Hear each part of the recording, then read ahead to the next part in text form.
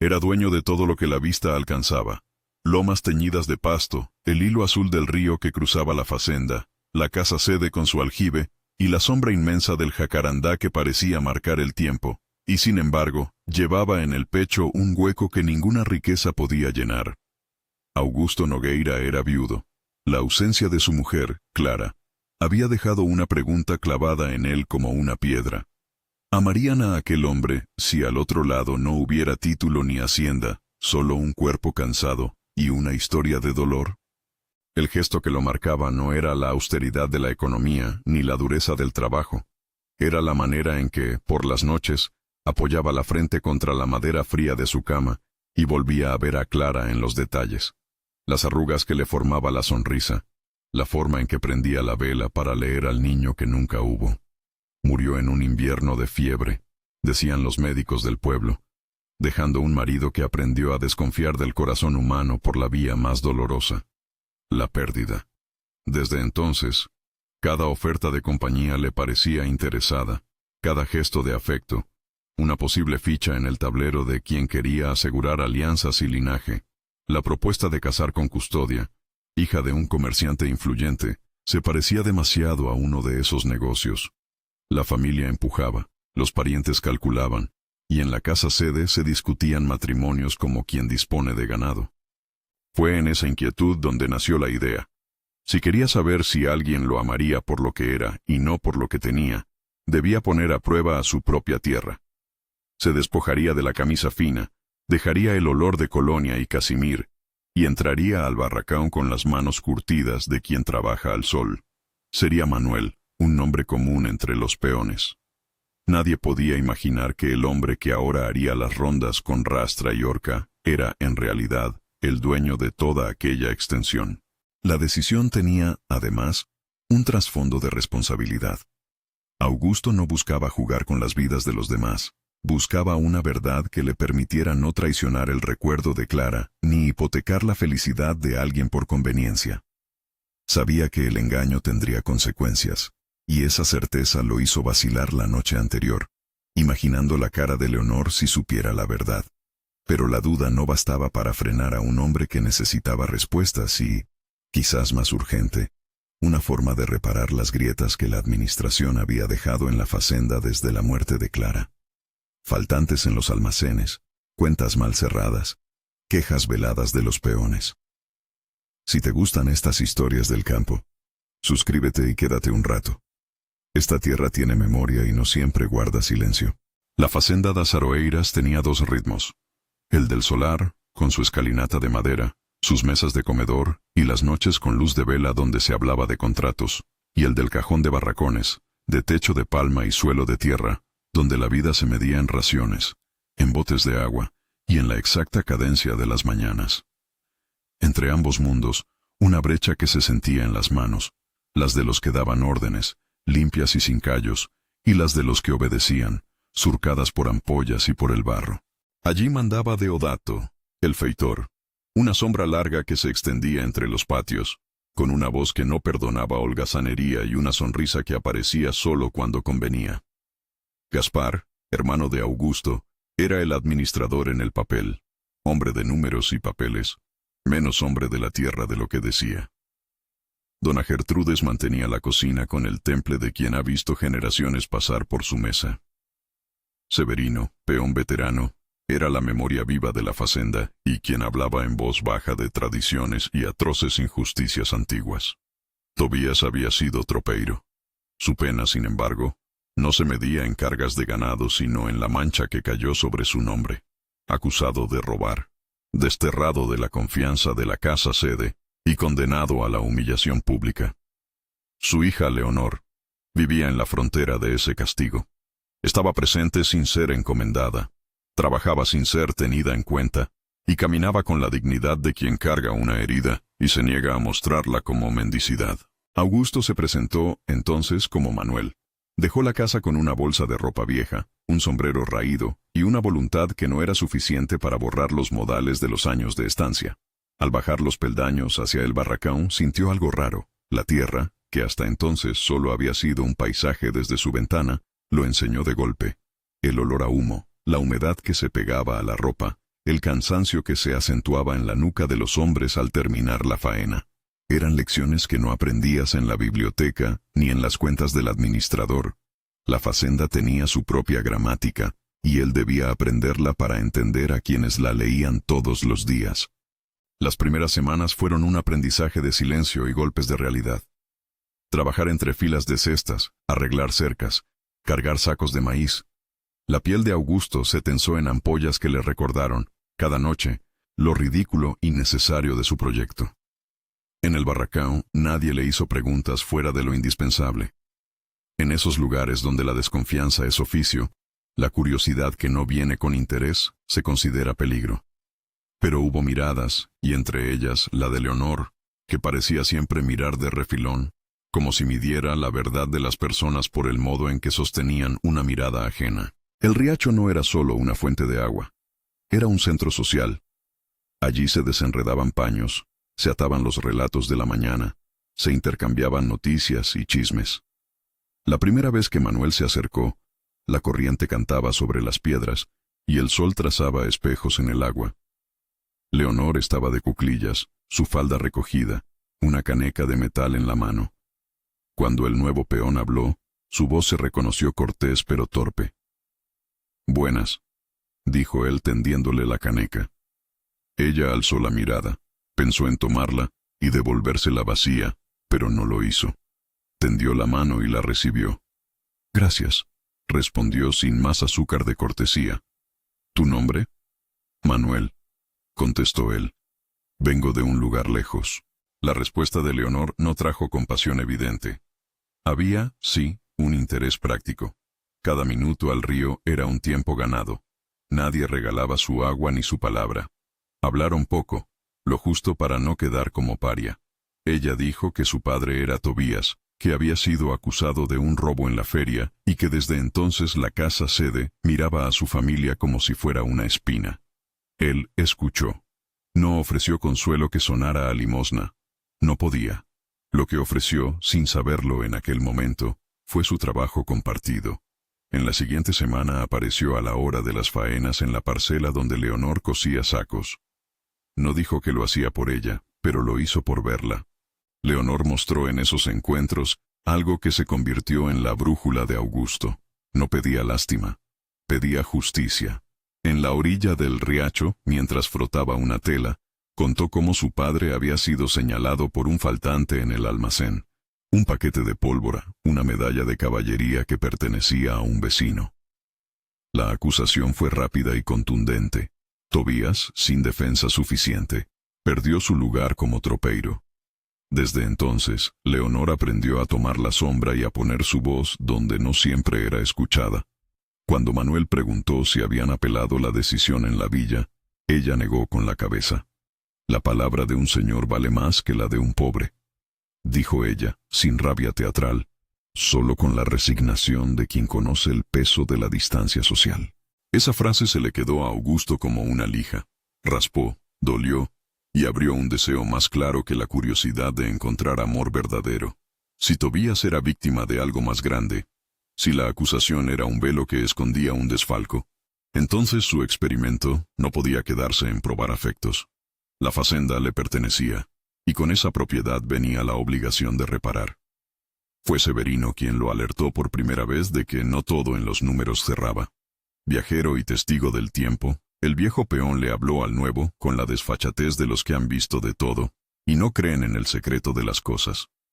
«Hay quien guarda cuentas en mapa viejo», dijo Severino una tarde, mientras picaban madera para reparar una cerca.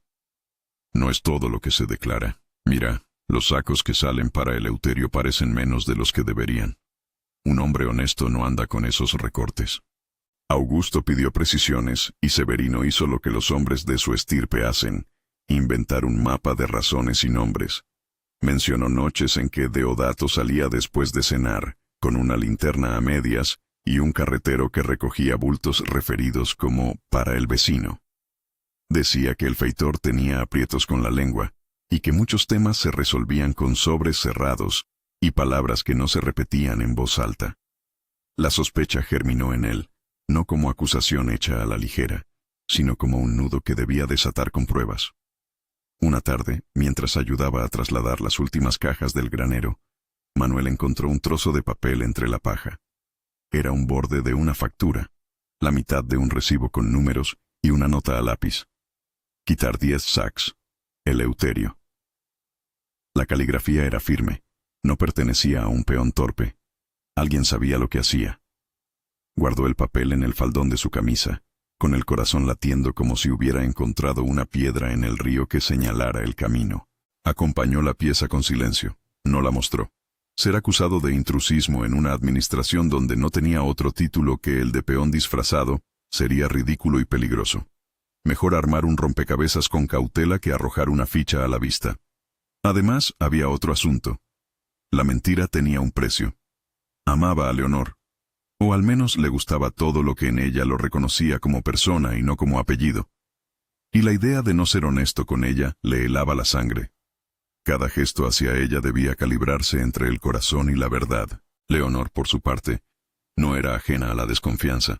Había recibido, desde joven, la costumbre de cuidarse. Cuando un hombre se acercaba con manos limpias y palabras bonitas, lo ladraba con la mirada. Había aprendido que los favores a veces eran ataduras, y que el perdón no resultaba bello si nacía de la necesidad. En el riacho, sin embargo, hubo un momento en que su guardia bajó.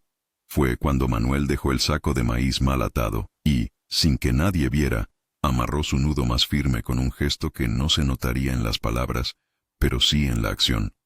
Había cuidado. Ese detalle le habló de otra cosa. Un hombre capaz de cuidar sin beneficiarse a la vista.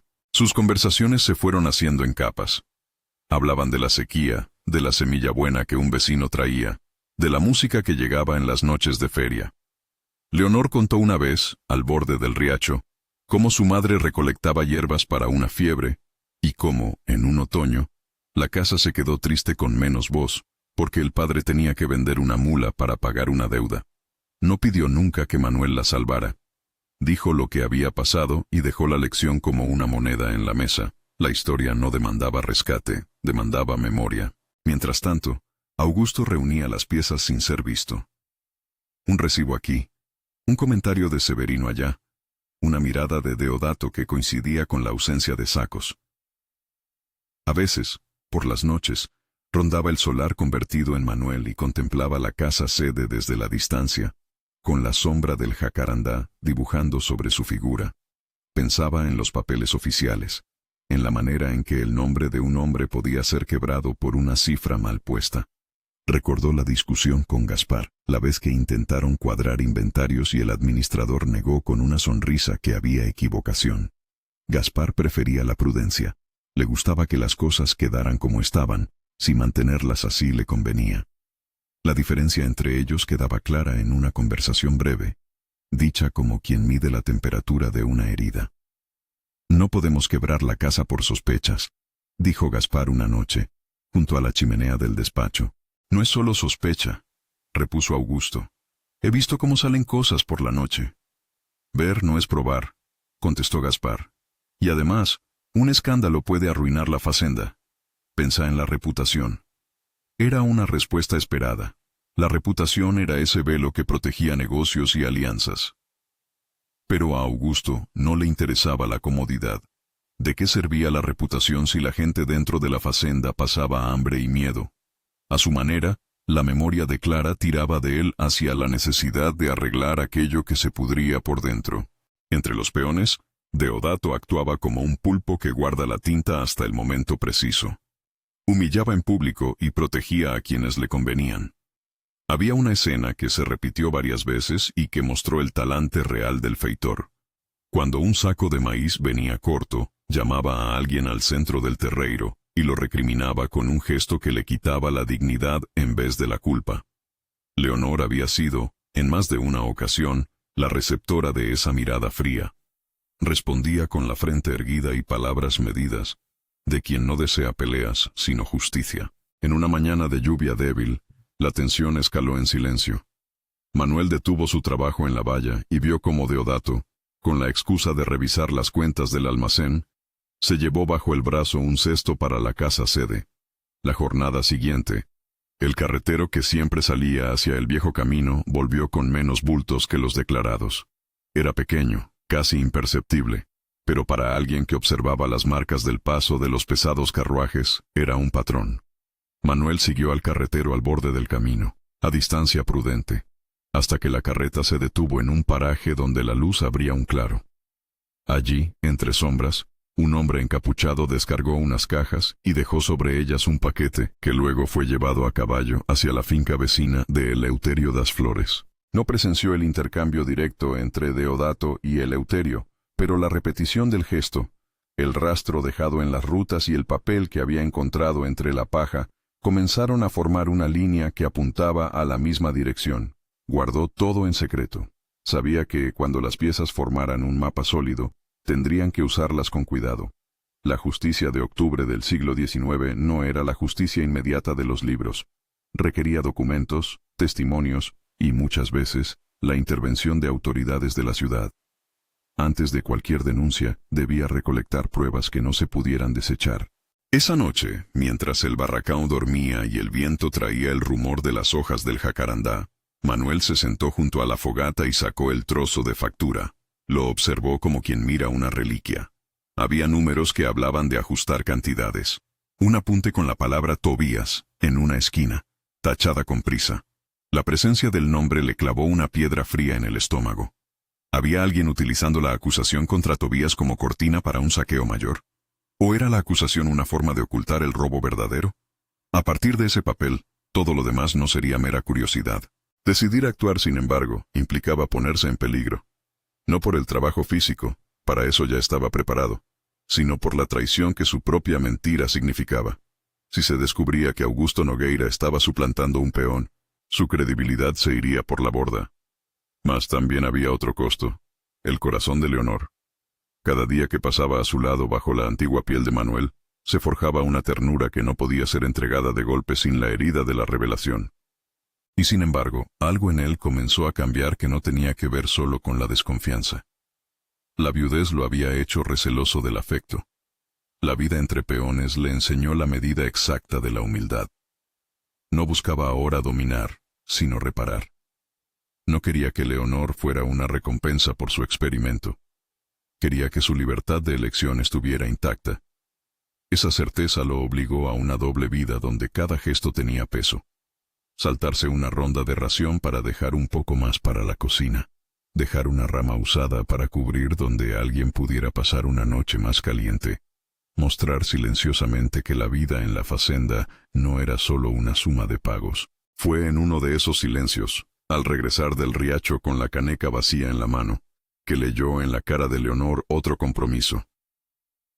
Ella, que había vivido la humillación de su padre con una mezcla de rabia y dignidad, decidió un día presentarse en la cocina de la casa sede para exigir que le permitieran ver los papeles que habían probado la culpa de Tobías.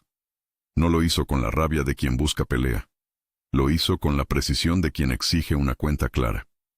«Quiero ver los documentos», dijo en voz baja pero firme a dona Gertrudes, que el día anterior había escuchado murmullos entre los sirvientes.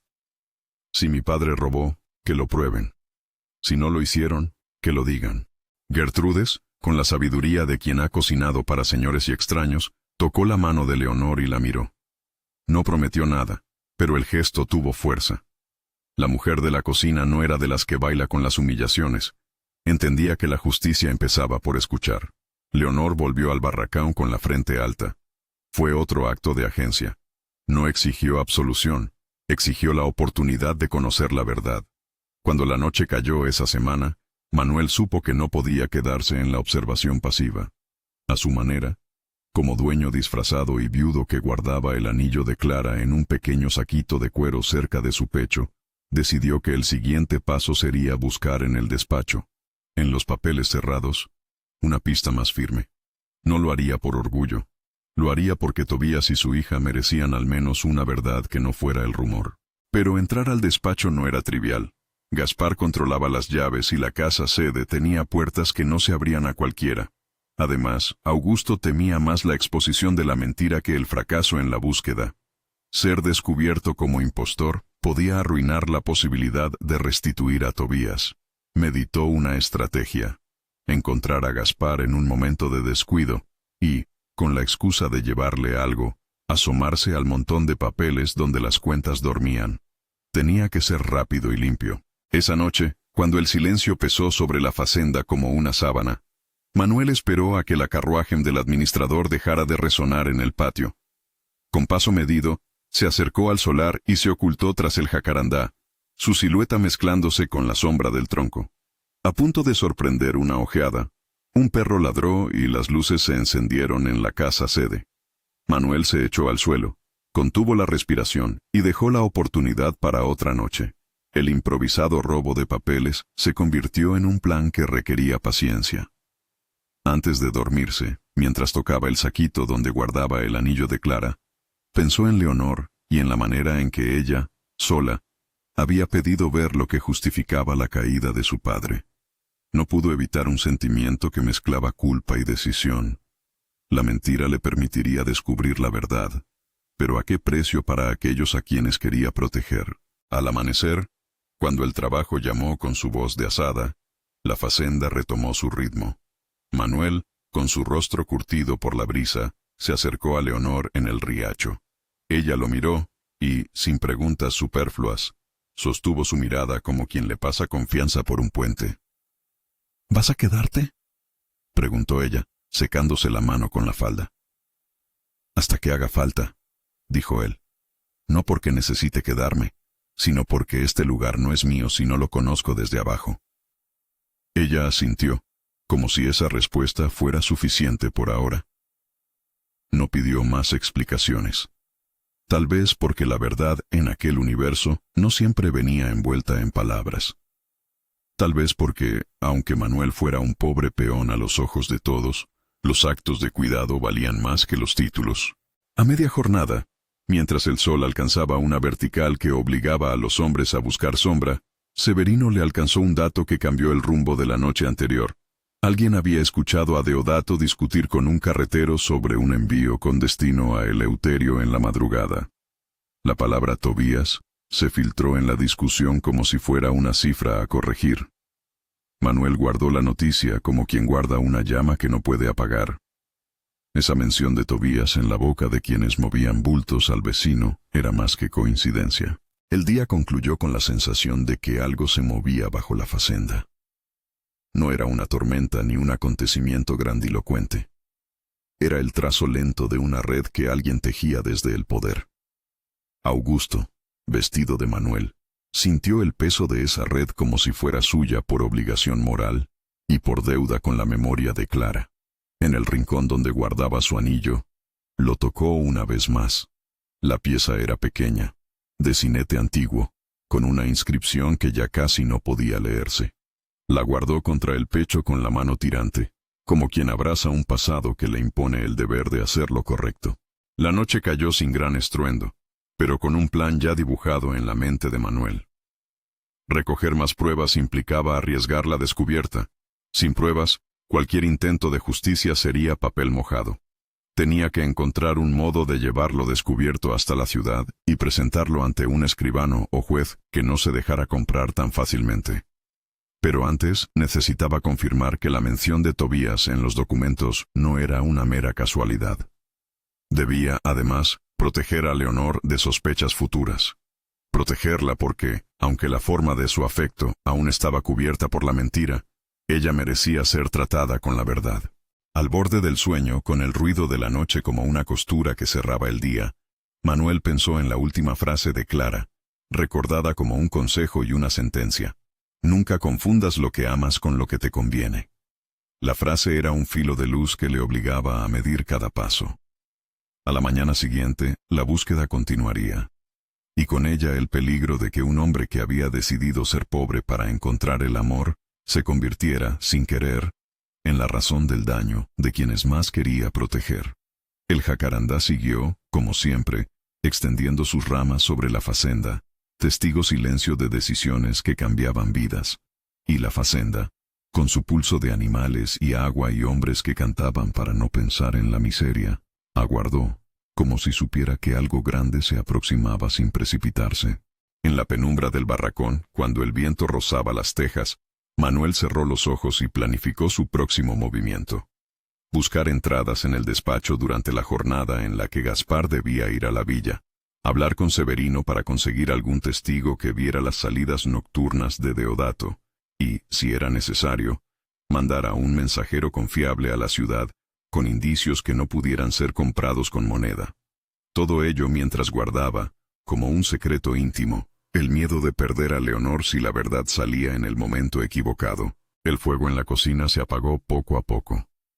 En la oscuridad, el saquito de cuero rozó la piel de su pecho, y el metal del anillo, frío y firme, le aseguró que había promesas que no podía traicionar, empezando por la de ser leal a la verdad, y acabando por el respeto a quienes vivían en la tierra que llevaba su nombre. Fue en ese latido, cuando el mundo parecía detenerse, que oyó pasos que no esperaba. No eran de los peones habituales, sino de alguien que venía del camino, con la prisa contenida de quien trae noticias. Manuel se levantó con la intuición de quien sabe que la penumbra, a veces trae la pieza que faltaba para armar el rompecabezas. Los pasos que llegaron a la madrugada no traían fama ni vano rumor. Traían la voz de Severino, resuelta y fatigada. Entró en el barracón con la lamparilla temblando en la mano, y se sentó junto a Manuel sin preguntar por su condición. Quien conoce la facenda, reconoce cuando algo se ha roto. Y Severino, que había visto demasiadas piezas romperse en su vida, no se detuvo en preámbulos. Vine porque el carretero habló, dijo, con la voz que guardaba polvo de camino. Dijo dónde deja las cajas, y no es solo cosa de bultos. Hay notas que no cuadran. Augusto, aún en su traje de Manuel, estiró la mano y tomó la lamparilla.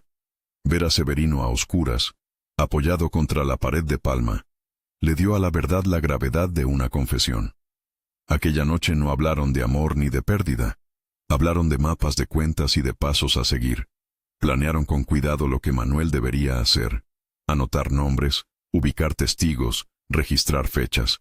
Sabían que la justicia afuera no era garantía, pero también entendían que sin ir a pelearla, la facenda seguiría permitiendo que se aprovecharan de la gente. El primer intento serio de conseguir más papeles fue con la ayuda de dona Gertrudes. A diferencia de Gaspar, la cocinera tenía lealtades más antiguas que el deber del administrador. Su fidelidad era para con la memoria de las manos que pasaron por su mesa. Ella, con paciencia, dejó caer un comentario frente a la casa sede, provocando la curiosidad de la servidumbre, hasta que alguien mencionó que cierta caja del despacho había sido cambiada de sitio.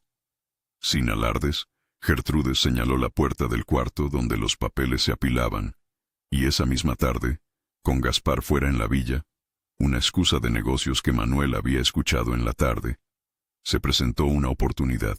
Entrar al despacho fue un riesgo calculado. Manuel pidió a uno de los mozos que le ayudase a traer una herramienta y, con esa excusa, empujó la puerta.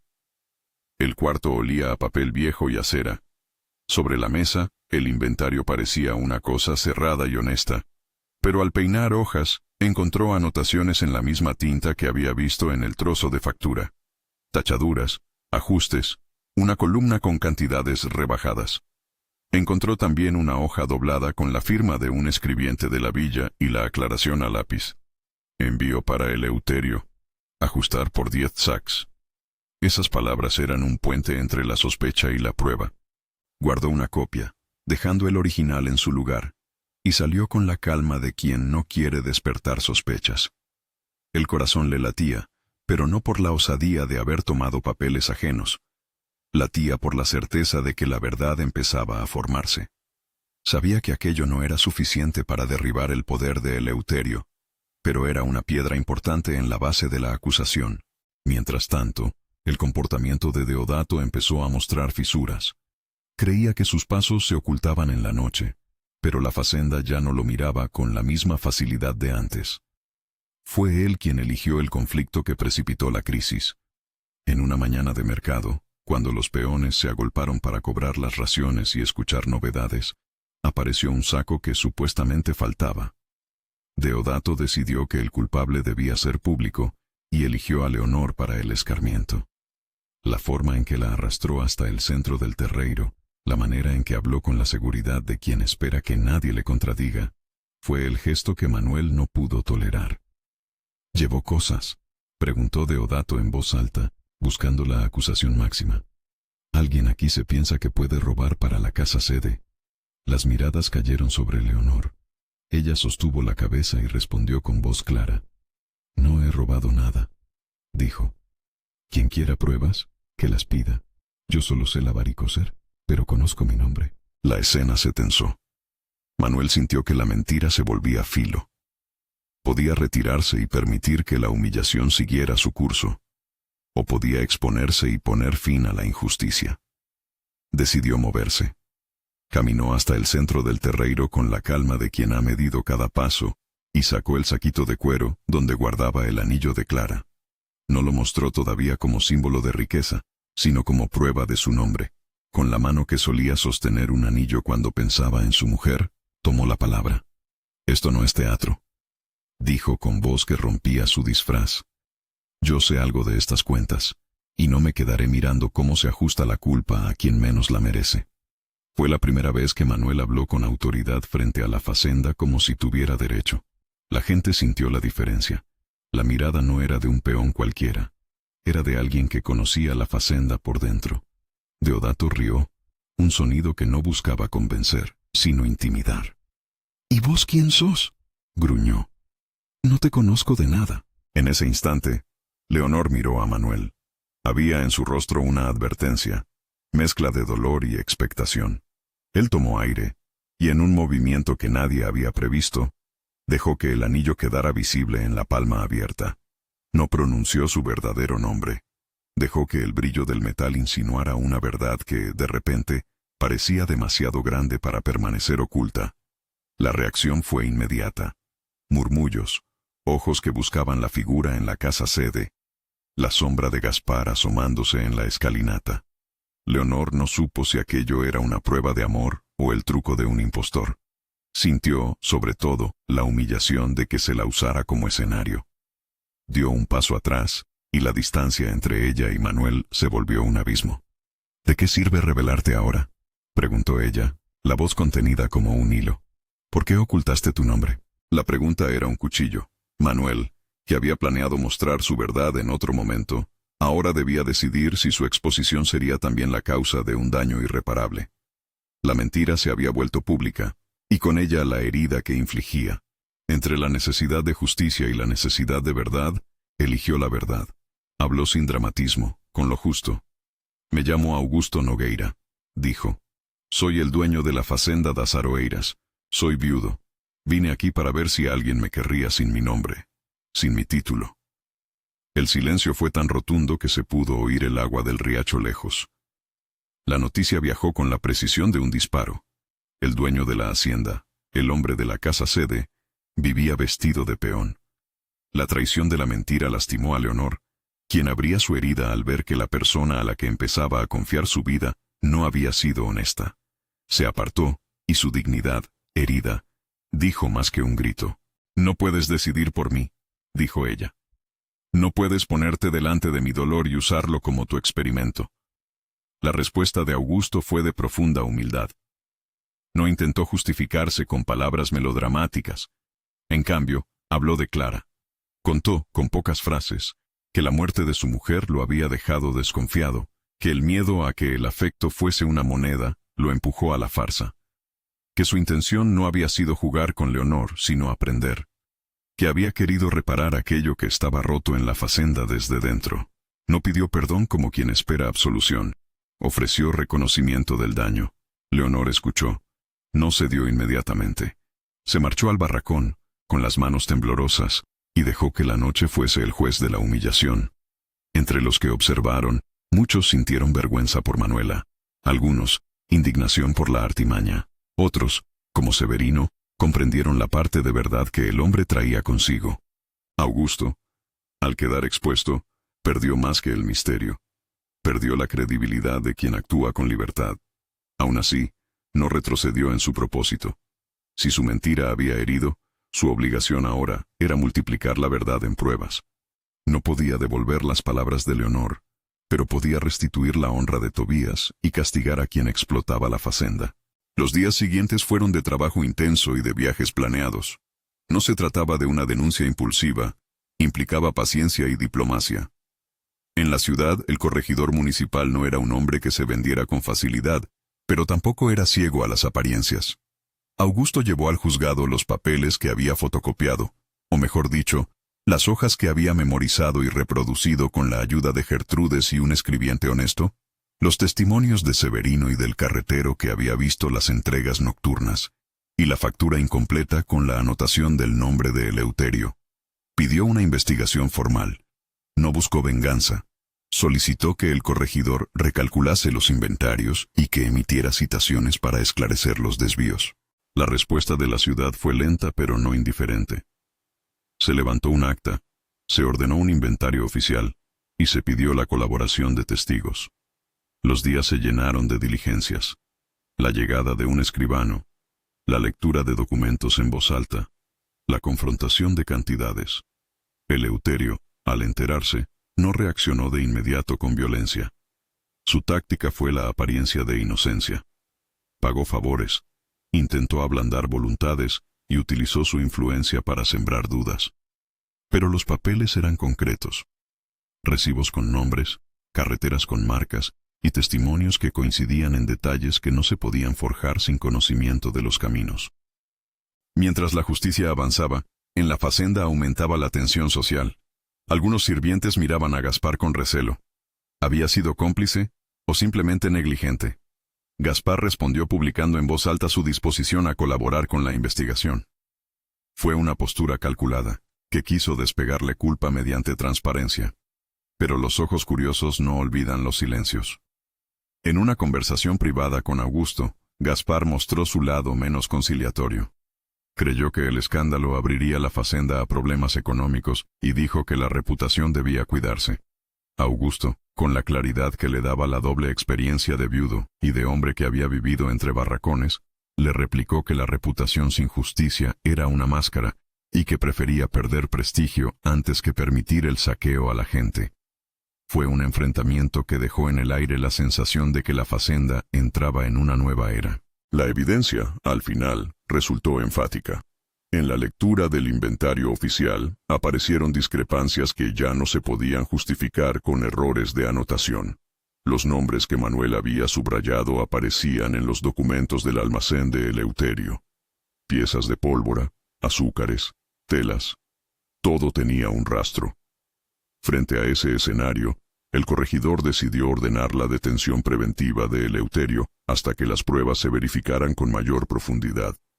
Deodato, por su parte, fue separado de sus funciones y retenido en la hacienda mientras se aclaraban las circunstancias de sus actos.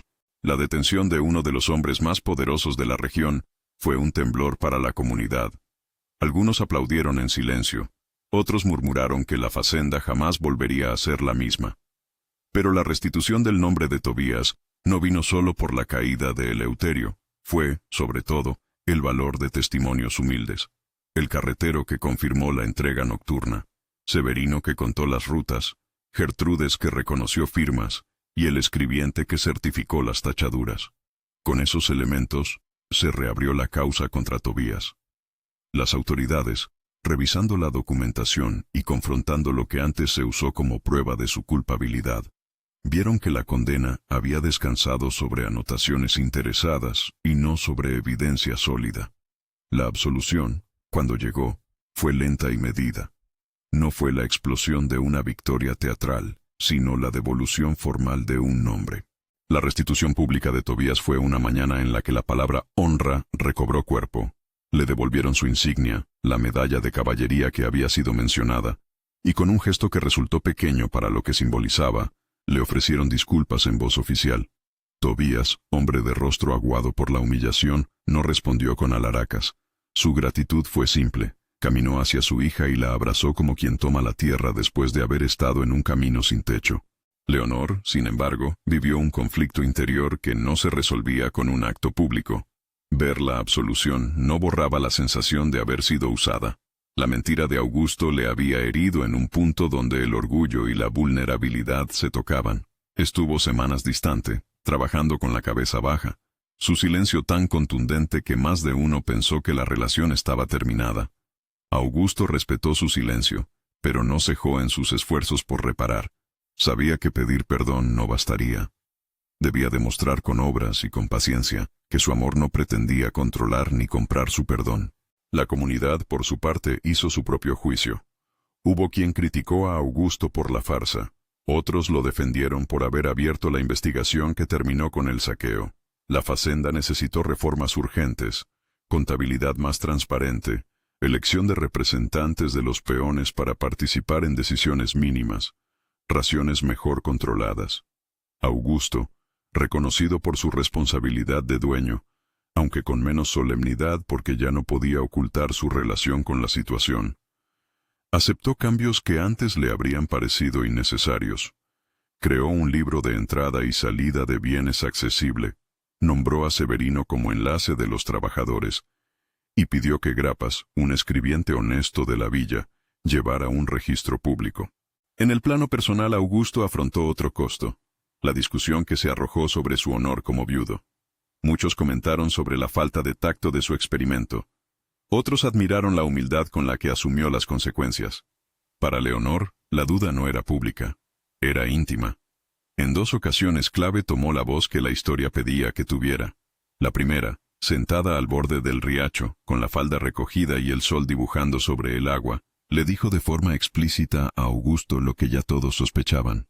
«No pido que me devuelvas lo que me quitaste», dijo. «Pido que entiendas que una mujer pobre no puede ser usada como un banco de afectos. Si te quedas, que sea porque decidiste caminar conmigo sin condiciones. Si te vas, que sea porque así lo elegís tú. No quiero misericordia, quiero una decisión». Era una exigencia de dignidad. Augusto la escuchó y por primera vez dejó que su vulnerabilidad se notara sin adorno. No habló de la memoria de Clara como excusa, habló de su error y de la voluntad de reparar. No suplicó, prometió. Le ofreció a Leonor no un anillo que comprara lealtades, sino la posibilidad de reorganizar la facenda con ella, de construir algo nuevo. No fue una proposición romántica al modo de cuentos, fue una invitación a una alianza de trabajo y respeto. La segunda escena de decisión suya ocurrió después de la readmisión de Tobías. En la plaza, frente a la gente de la hacienda, se alzó a hablar con la serenidad de quien ha visto mucho. «He errado», dijo Augusto, con la voz que apenas temblaba. «Usé un disfraz para probar lo que debía conocer como señor, la verdad de mi tierra. Pido perdón por eso. A quienes ofendí con mi mentira, les ofrezco reparación pública. A Leonor le prometo que no volveré a decidir por ella». El acto no cerró heridas de golpe, pero fue una demostración de que aceptaba su responsabilidad. Leonor, en el fondo de la plaza, escuchó sin dejarse llevar por la gestualidad. La decisión de perdonar no fue inmediata ni fácil. Fue un proceso que incluyó días de silencio, noches de reflexión y conversaciones francas con Gertrudes y Severino. Finalmente, eligió el perdón, pero con condiciones. Requería un cambio institucional en la facenda, la restitución de plazas de trabajo para las familias afectadas, la creación de un registro donde los trabajadores pudieran verificar cuentas y una promesa explícita de que Augusto jamás repetiría un experimento similar con sus vidas. Augusto aceptó cada condición, no como quien cede por obligación, sino como el hombre que había comprendido que la justicia y el amor no se construyen sin normas. La ceremonia de perdón fue sencilla. Leonor fue al terrazo de la casa sede, donde se acordó que el anillo de cinete, ese que había sido testigo de tantas cosas, quedaría como símbolo, no de posesión, sino de promesa. En un gesto cargado de significado, Leonor tomó el anillo, lo miró y lo devolvió a Augusto. No era una entrega automática, era un acto consciente. Lo dejó en su mano y dijo con voz firme: «Lo tomo ahora porque te veo capaz de cambiar. No por tu anillo ni por tu hacienda, sino porque vi que la justicia que buscaste no fue solo por ti». El anillo, así, dejó de ser pieza de prueba o adorno. Se transformó en un pacto, el reconocimiento de que la verdad y la dignidad deben prevalecer. Con la caída de Eleuterio y la separación de Deodato, la facenda vivió días de reorganización. No todo fue fácil. Eleuterio no cayó sin resistencia. Intentó comprar voluntades en la villa y trató de diluir la acusación con discursos de filantropía. Pero los documentos y los testimonios eran cada vez más sólidos. Deodato, expuesto y sin protección, terminó confesando bajo presión. Sus palabras no fueron una absolución de los que lo pospusieron, pero describieron cómo se habían instrumentado las entregas y quiénes se beneficiaban. Sus confesiones sirvieron para atar cabos, y la justicia, lenta pero firme, dictó medidas que cerraron la etapa de saques sistemáticos. La restauración no fue un acto de magia. Implicó días de inventario, pagos retroactivos donde se pudo verificar un daño, y la implementación de guardas honestos en las salidas de mercaderías. Los peones vieron un cambio en la forma de distribuir la ración y en la atención a sus quejas. Severino, nombrado representante de los trabajadores, trabajó junto a Gertrudes para crear una lista pública de necesidades. En la cocina, la comida y la palabra recuperaron una medida de justicia. Al final de un año, la Fasneda das Aroeiras dijo, de maneras pequeñas y sin oropel, que se había transformado. El jacarandá seguía ahí, más alto, con sus ramas como brazos de testigo. La tierra, que no olvida, guardó los pasos de quienes la habían labrado y los de quienes la habían saqueado. En la noche en que se celebró la humilde boda de Augusto y Leonor, asistieron simples trabajadores y vecinos. No hubo banda pomposa ni vestidos costosos. Hubo pan compartido, vino traído de la villa y la presencia de aquellos que habían visto cómo se había cambiado la facenda. La boda fue, precisamente, la confirmación de la elección de Leonor. No fue un premio por haber perdonado. Fue una alianza fundada sobre los términos que ella impuso.